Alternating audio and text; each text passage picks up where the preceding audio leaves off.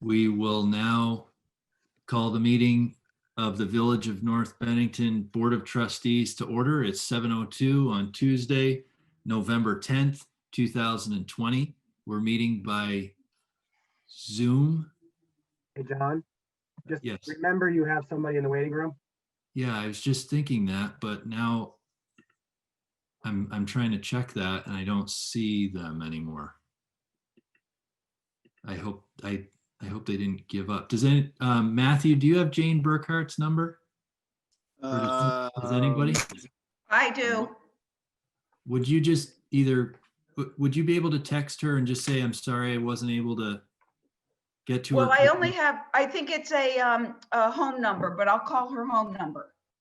Okay, thank you very much. I think she was waiting to get in, but I just didn't get to her quick enough. So we are meeting by Zoom, which is authorized by the executive order because of COVID-19. And today we are here to, the first order of business tonight is to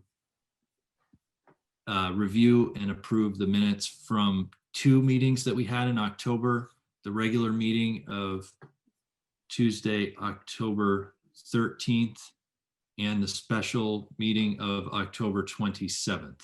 And those were both at 7 p.m. So have the trustees had the opportunity to review the minutes from the regular meeting of Tuesday, the 13th? Yes. Okay. And are there any questions or concerns about that, about those minutes? Or not concerns, there would be, questions or revisions or clarifications. I'll make a motion to approve. Okay, motion's been made. I'll second. Okay, there's been a motion and a second. Is there any further discussion, or is there any opposition to the motion? Okay, and I can see that there is no further discussion or opposition, and so that motion will carry by unanimous consent. And so now moving on to the minutes from the special meeting of October 27th. And that was a special meeting, which was basically entirely an executive session on a legal matter. The meeting was called to order, and it was determined by the trustees that the matter for discussion needed to be done in executive session. There was a motion made to make that determination. It was approved, and then a motion was made to enter into the executive session, which also was approved at 7:10. And then at 8:30, we came out of executive session, and there was a motion made at that time, which is part of the minutes. It was a motion to reappoint Steve Goodrich to a 5-year term at the Village of North Bennington Water Commissioners, with the condition that the requirements of the charter be followed, and specifically the provisions with respect to the chair of the commission. And a letter was sent to the commissioners to that effect. Is there any discussion about the minutes from October 27th meeting? Would entertain a motion to approve that. I'll make that motion. Okay, motion's been made. Is there any objection to that? No objections, and that motion carries with unanimous consent. I'm going to try and close some of my windows here. 7th and the 13th. Okay. So now we're going to review the monthly warrant and payment of the bills. And this I can hopefully share screen now. So folks can take a look at our warrant. So let's start with the warrant since that's the one that's up on the screen. Is this big enough to see, or should I try to make it a little bigger? I think I can make it a little bigger. There we go. So we have salt, obviously, that's a known cost.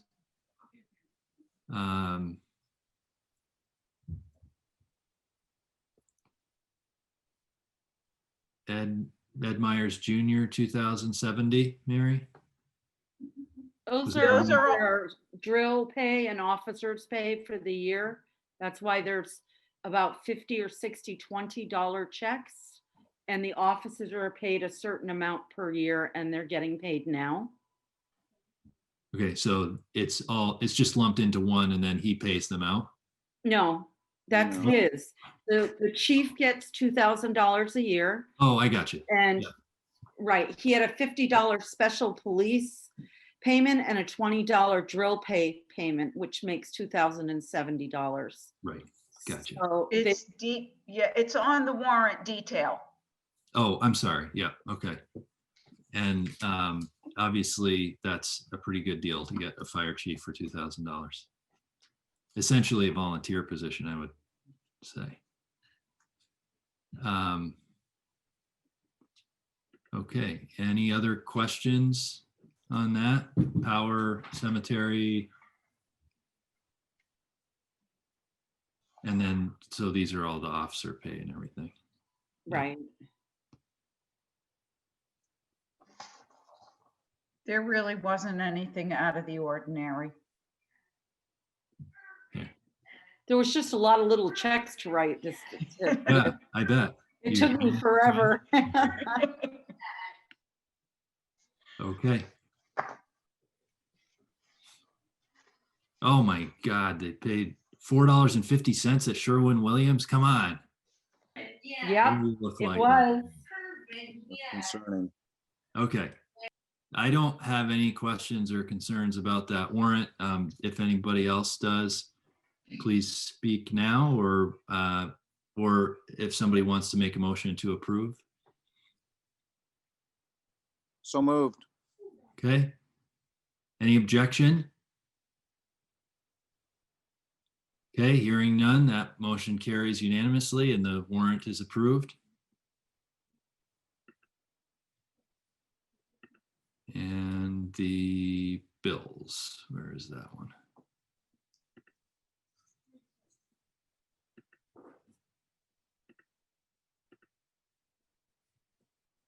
Was Mrs. Burkhardt available, or? I couldn't find, I didn't have a number.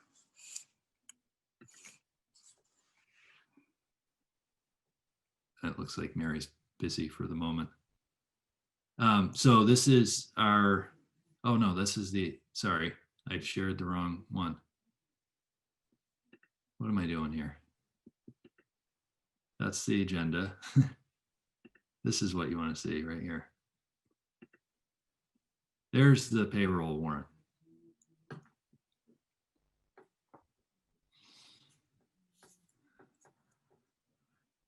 Okay, and if there's no discussion, I'd entertain a motion to pay the payroll in the amount of $8,534.76.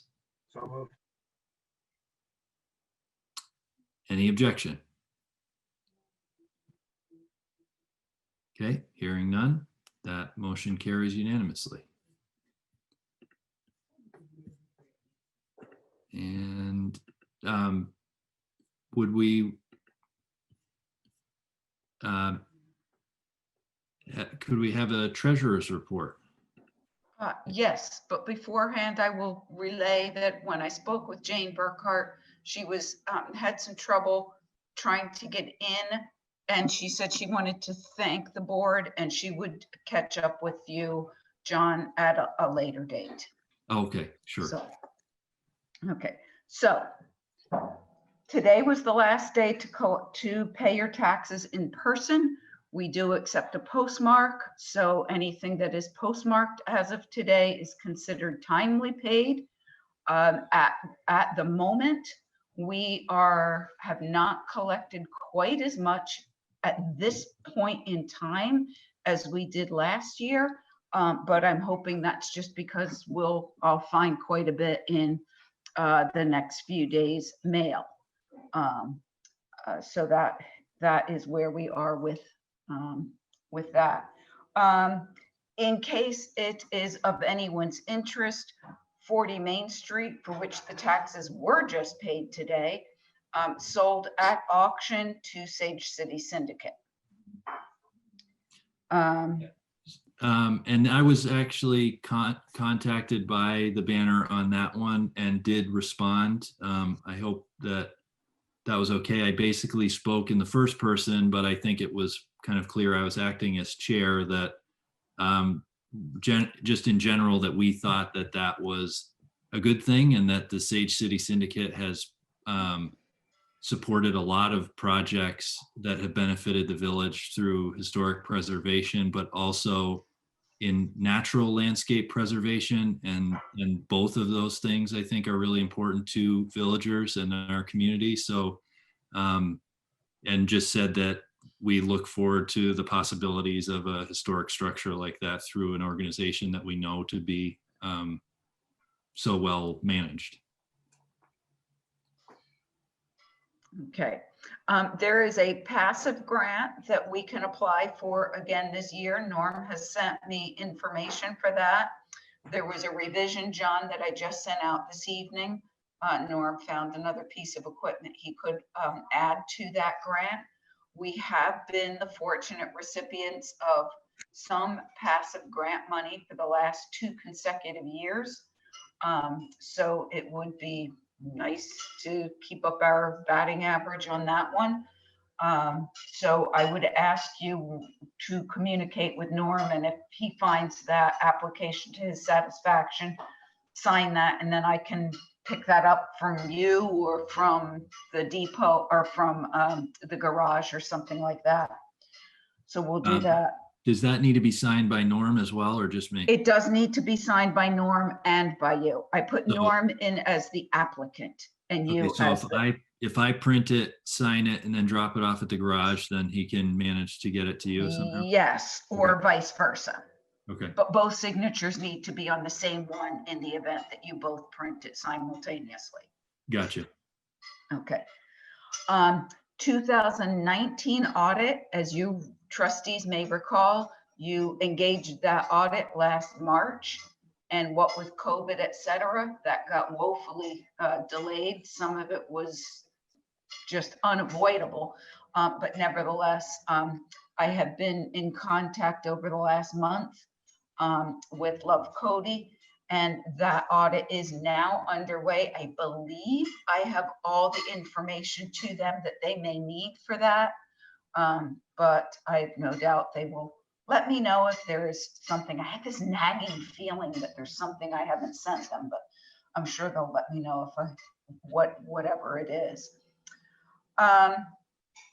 The electric vehicle charging station, for which we had a grant last year, that is delayed, but gosh, it is limping along. And we are delayed at this point, waiting for the railroad and the utilities to kind of come together. Person at the Green Mountain Power has been very helpful and sent out an email again this morning. But I don't know quite what the resolution of that is. And I'm very hopeful that we are not going to miss the window for getting that done. But that's the status of that. I would ask that for the next meeting or for a special meeting thereof, we schedule a budget discussion, because it will be November, or it will be December before we can blink our eyes. So we should have a preliminary budget discussion. this will be a meeting where may not need to be warned because there will probably be no action taken, but it would just more like be a discussion as we've done in the past, but I will leave that up to you to decide how that should be done. But we should schedule some kind of preliminary budget discussion. Yeah, I think if we're all together, we have to warn it because if we're all together, Okay, forum, we have to open it to the public. okay. So So you we Doesn't mean should, we have to take any action, but we do have to warn it though. okay, so we should do that. I'm just asking if we can collectively think about what might work to do that next month. So you can continue December 8th meeting at that time to discuss it, if you want to wait that long, or you can continue this meeting if you want to do it before December 8th. Well, right after December 8th might be better because we will have one more month's worth of actuals. And Lori, isn't that what we've maybe done in the past? Do you Yeah. recall? Yeah, that's usually what we've done. It continued the December meeting, and then sometimes we Okay. have to have another one in January, but Yes, yes, I know we always have a final one to get everything approved. Because it always takes more than one meeting to have our discussions. So thank you, as long as we can get that on the agenda. The other thing I would ask is to put on our agenda for our next meeting, review and hopefully adoption of the financial policies manual. You all have a book, a big gray binder like this. You had it, yay, John. You had it a year ago. And again, I will take responsibility for not pushing this to the forefront over the last few months, but I know we've all been quite busy. But I would like to go over that section by section. I did resend to you the page that I put in the very beginning of that manual, which kind of describes what each section is and highlights just a few of the questions and parameters that would need to be decided within a few of those policies. So just break that out if you don't have it. There's some rainy weather coming up, so it's a good time to grab a cup of tea and read a binder. Yay. Sure. Yes. How exciting. All right. So, Well, but I think it's exciting. so the idea is that if the ultimate plan would be that if the trustees have reviewed it and find it to be, acceptable, that it would be approved. And then we would need to adopt all the different policies, right? Or do we adopt them all at once, or either way? You could adopt them all at once with because I would simply make an index saying these are the ones I would send you, John. Here's the index, and you could put that up on your screen and say, here's the index of the policies. But there are just a couple in there that need some specific parameters to be decided within each policy. Not every policy, but a few may need, is say, that- like a monetary marked? amount. Is that marked in the front, or is that marked in each individual policy? It's marked in each one, but my cover letter kind of mentioned where you would need to make that decision. For instance,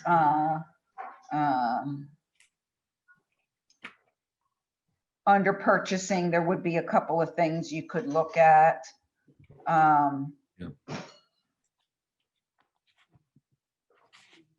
And I'm trying to speed read here as it is, but there was one or two of those ones where I could go back and highlight where you would, the trustees would have to decide a specific dollar amount, say like of a limit that could be Yeah. spent.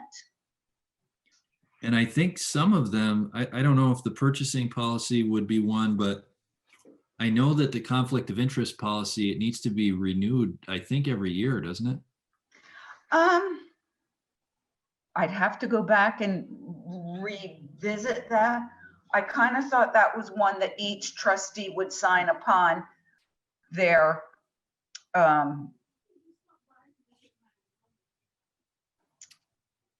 if they were voted in, and Right, then, but, I think you but have you, to sign it every year, don't you? okay, it could Well, just- easily be done. because I mean, your business interests or different types of interests can change over time, True, even if you're, true, so.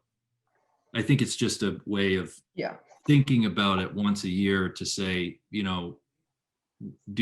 do I actually have conflicts with right, village business? And if so, that doesn't mean anything other than that you need to abstain from any involvement in those particular issues, but yes.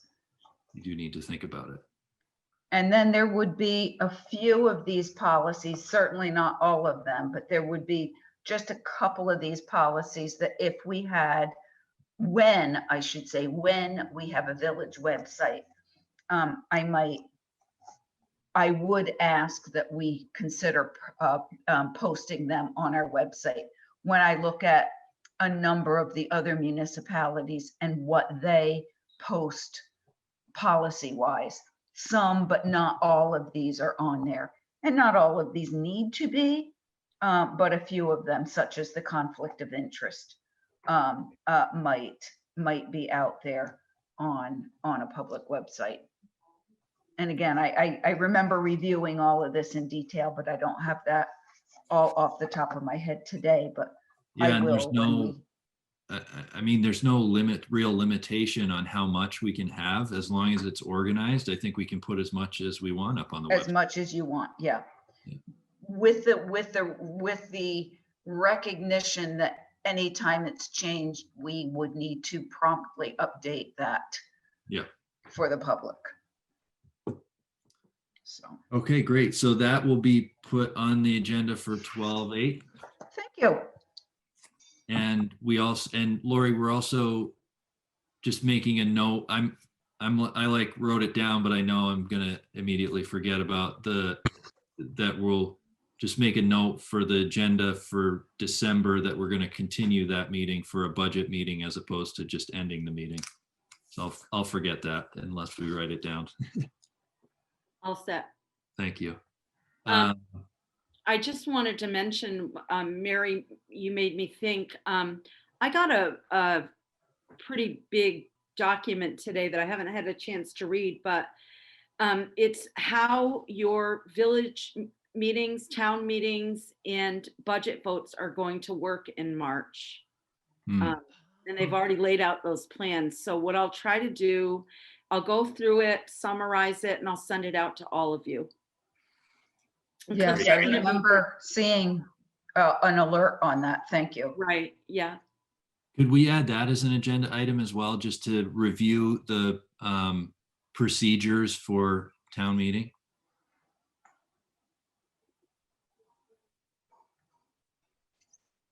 Or annual meeting, I mean. Okay, so next would be the highway report, and I think Lori has a couple of words on that one. Okay, I do. The tree on Water Street is down. Mm-hmm. The Park Street tree is being removed tomorrow. All of the dirt roads have been graded. The plows are ready.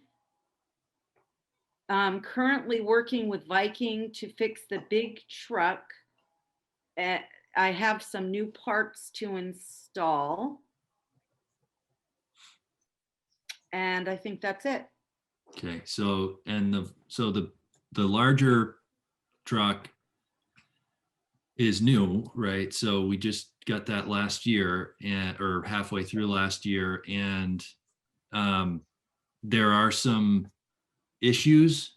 They're relatively minor issues, but there's stuff that Norm wants to address, obviously, but it's kind of hard to diagnose exactly what's going on, and we're not in a position where we can just like every time something happens, we just send it up to Burlington and have them like keep it for a month. That we're just not able to do it that way.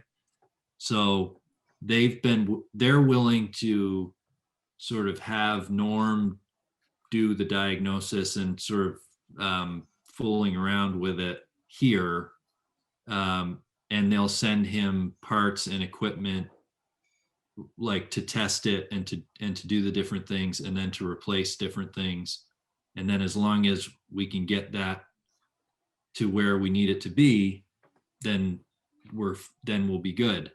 But it isn't 100% at this point. So that is just something that's in the background at this point and hopefully is not an issue, but there has been a little bit of a level of frustration from Norm in that, because the whole reason that we bought the new vehicle is because we didn't want to deal with repairs all the time on a used vehicle. And it seems like we're dealing with warranty issues instead of repair issues. So at least it's not costing us money, but it is costing us time. So hopefully we can get that resolved and have some good years of use out of that without too much trouble. And the next item of business would be the Development Review Board, if there's anything there. No? Okay. The Planning Commission, Fire Department, or Water Department? Okay. And so I think, as we discussed the last meeting or two, maybe a letter might help, but it would be nice to get some written reports from the different agencies, as opposed to just basically thinking, well, if we're not hearing anything, I guess that means that either nothing's happening or it's all good. It might be good to just get either an email or a letter just stating that, and so that we know that that's the case, as opposed to just thinking it is. So I'll try and make a note of that. I know we did discuss that at our last meeting. And then the only item of new business really that I wanted to talk about was I sent out a note to everybody that I was thinking about doing this, and I just wanted to make sure that I had the board's okay, which is that I'd like to have basically an intern work with us on several different issues that seem to be coming up kind of on a regular basis. We've got a couple of, there's a couple of complicated issues that could use a little bit of extra lifting, but then there's also some non-complicated issues that just seem to be, like the policy, for instance, or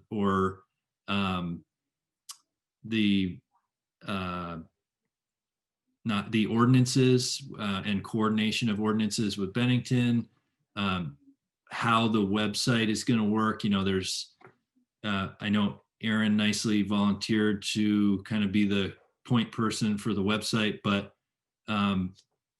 just somebody to kind of take a look at stuff on a more daily basis in terms of like coordinating, not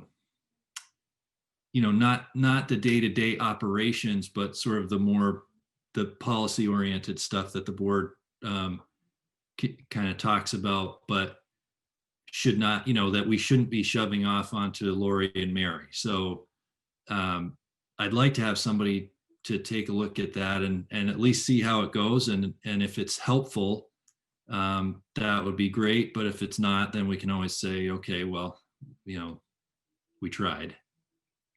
But I think that Bennington College is a good option. And I think with everybody being so well versed in the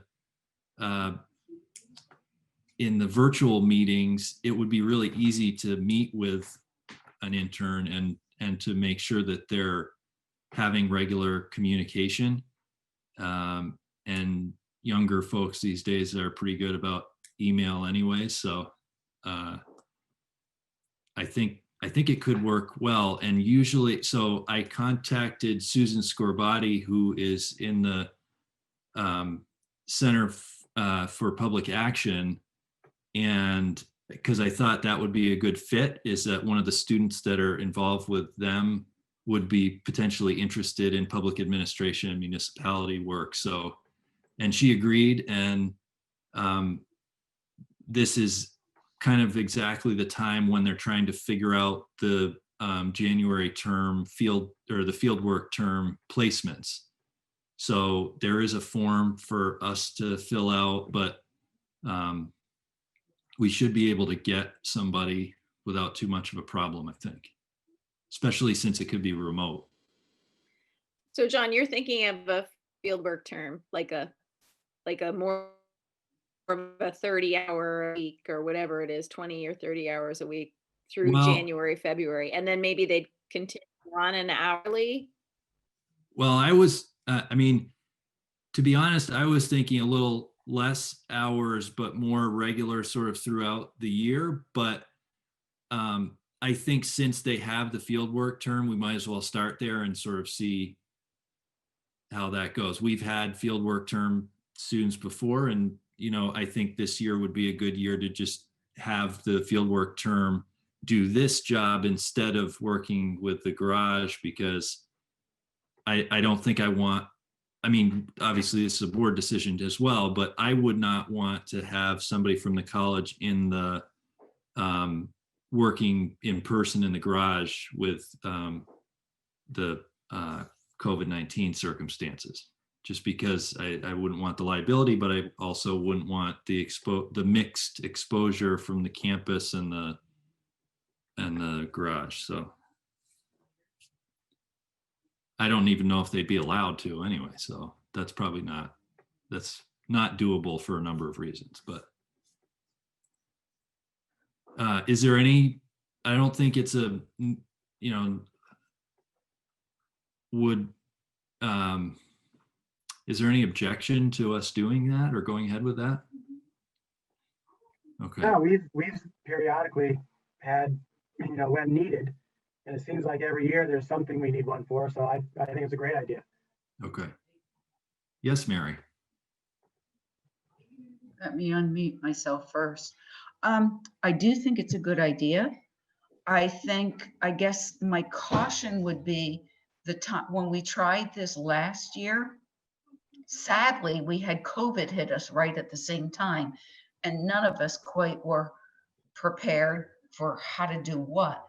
But just in thinking back on some of the shortcomings, which wasn't certainly not the student's fault or anyone else's. So I don't, hopefully this won't sound like it's said in that way, but as long as we could have some way to maybe have some regular check-ins or what do you call it? Like knowing what's happening when, Yeah. and just have a regular update in some way. I think that would help to know where our projects are at any time. I certainly think it would help the student as well as the village to know what should they be working on and who is directing it and what is the expectation and the outcome. Yeah, I agree that it should probably just be a scheduled weekly meeting as opposed to like an as needed thing. I think what we got into last year was that there was a couple things that needed to get done. And so we sort of said, hey, could you do this? And then get back to me when you're done with that. And then it wasn't, and then there was, there wasn't follow-up, but there wasn't follow-up on both sides. It wasn't just on the student side. So I think also that situation was the student was doing had two different jobs at the same time. And so I think as one got busier, yeah, there was less time to spend. So we may want to have them spend, whatever it is per week doing this so that they're not split between. And that might be a reason or a justification for like the additional hours too, is that, you know, the more hours you can give to somebody, then the more focused they're going to be on you as opposed to something Right. else. So. And also if it's a student that's a younger or a, you know, maybe not a senior, I mean, it could be anybody, but yeah, then they could potentially work in an hourly Yeah. capacity, you know, years later. okay. And so did we, as far as budgeting, how did we do that last year? Where does that money come from? It wasn't particularly in the budget, but it just came out of the year that the person worked for the highway. It came out of the highway because we always budget additional part-timer hours for the highway. But when it came to the administrative work, it just went under the administrative expenses. It was Oh, okay. it was not a specifically budgeted item. And if we start this year, it would not be specifically budgeted either. Right. But it's a non-specific administrative expense, That is correct. which is, you know, we have those all the time. We have, Absolutely. Yeah. okay.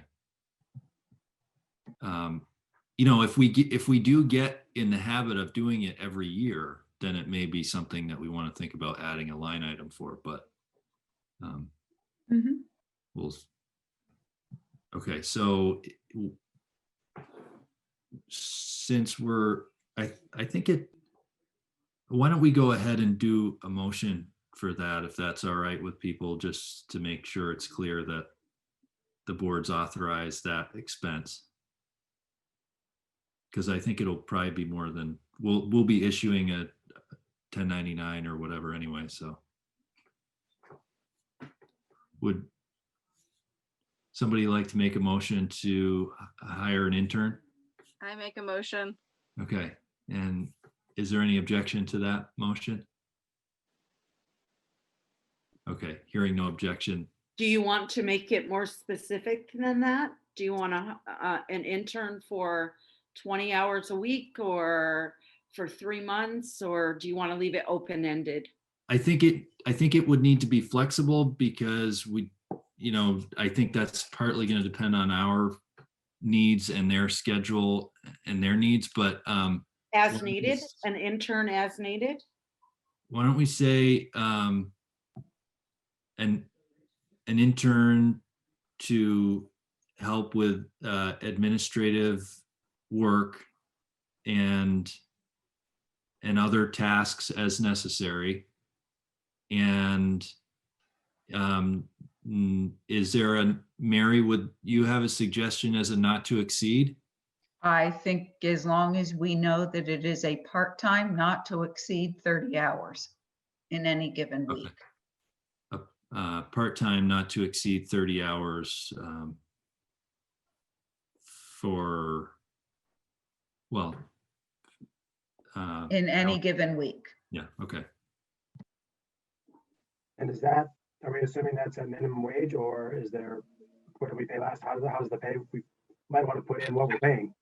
Yeah, I believe, Aaron, correct me if I'm wrong, I'd have to go back and look at this, but I believe it was a $15 an hour job. Yeah, I can't remember. I can look at it too. Yeah, and I can easily go back and look too. Mhm. I'm just afraid if I start monkeying around with these. I'm thinking I'm not that a- that was my I'll recollection. lose you all. Yeah, that does seem I right. think that's what we did. Okay. Not to $15 an hour, not to exceed 30 hours a week.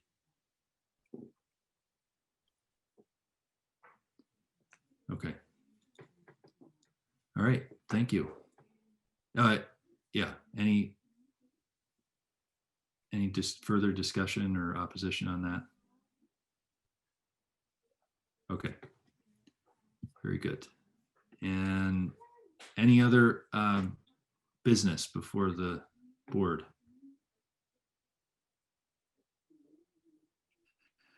Just Mary, let me know, and I'll keep looking and you keep looking in your printer. And we'll take care of Mark one way or another. So just two comments that I had, well, maybe three, but these are just for informational, not for action items. But one was apparently there was a train derailment, a minor one, on October 29th. I received information about that from the Banner, from Jim Therian at the Banner, not from the railroad. So some citizens apparently were concerned with that, and that it's possible that, or as I understand it, and of course this is hearsay at this point, but that Senator Campion is working on a potential solution where the railroad, needs to let us know when something like that happens so that we can address it appropriately. I don't know that, obviously they would let emergency response know if that were necessary, but I think it's more on the level of like community awareness that we maybe could put word out if there is a need to stay away from an area or something so that they can work there, or there certainly seems like there could be a need for us to know that information if especially Norm. I mean, it would be good for him to know. The other thing was John, Yeah. where did that occur? The derail? I think to my understanding, it was either on the what do they call the earthen dam part, like it's not a spillway, but like the dam essentially that holds back Lake Perrin, is what I thought had happened. Somewhere on that spur that runs from the depot out along Lake Perrin and back in the woods to Overley Road. In other words, the same rail where they store the liquefied natural gas. Yes. That's the And only they use that rail. Yeah. yep. Is that was that the material in the cars at the time? We don't know. I mean, Don't there's know. some down there right now. I I've been would down there. I'm assuming. I mean, that's what they have there. So yeah. But when we know more information, maybe we can try to circle back around on that issue. It's been a perennial issue. I don't think there's a huge amount of support in the community for storing that there, but there's also not much we can do as far as the federal regulations allow it. And there doesn't seem to be a lot of political will to change those federal regulations or put pressure on the railroads to do something different, even if the regulations do allow it. The other thing was regarding our website. I did have a citizen comment to say that we would want to make sure to look at that contract closely, just to make sure that we're aware of sort of going rates and costs, and just to make sure that we're checking the costs against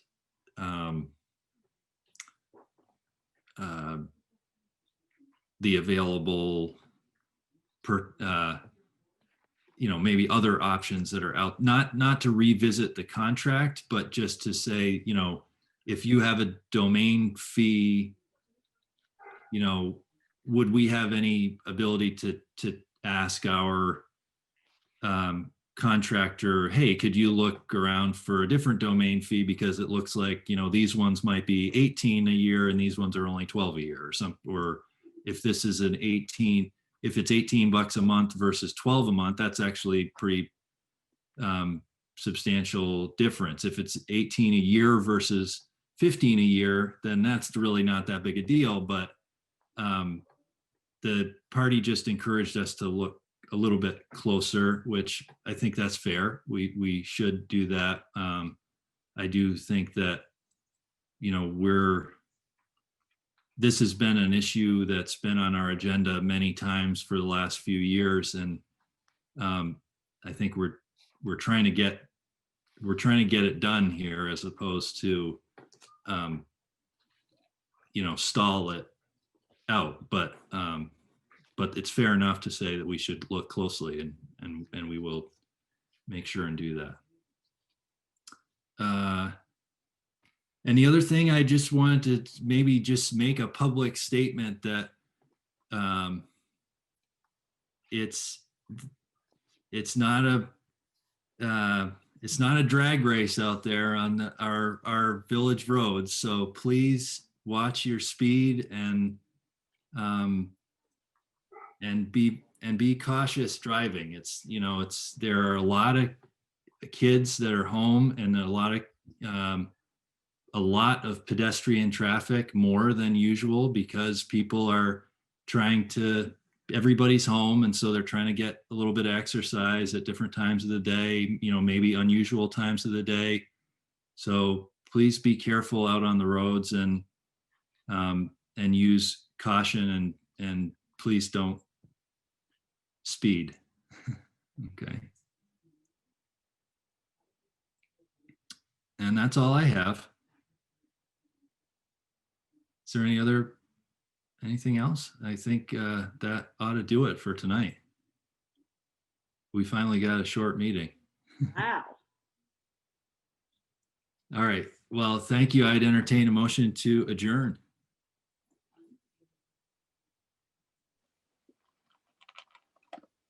So moved. So, all right, Tara has moved. I was going to say, you don't want to leave?